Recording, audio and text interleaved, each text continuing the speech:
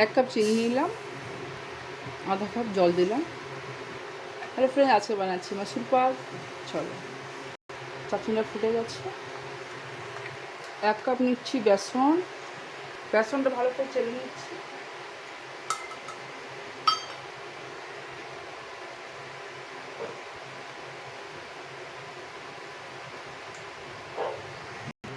এক কাপ তেল নিলাম, আজকে আমি তেলে বানাচ্ছি, ঘিতে পুরো বানাতে পারো।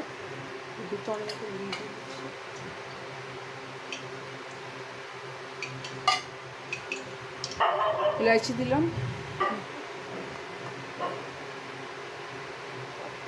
এবার গ্যাসটা অফ করে দিলাম।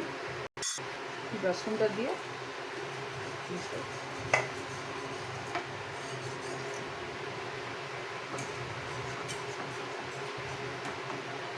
গ্যাসটা অন করে দিচ্ছি।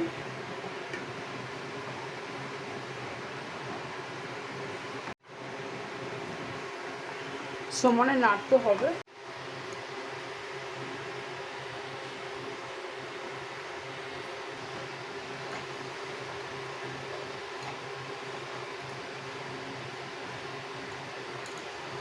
তেল থেকে কড়াই থেকে ছেড়ে যাচ্ছে, হয়ে গেছে।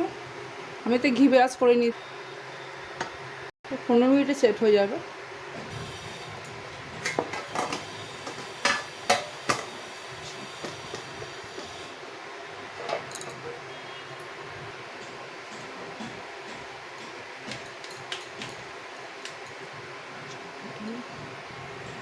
মাসুর পাক রেডি।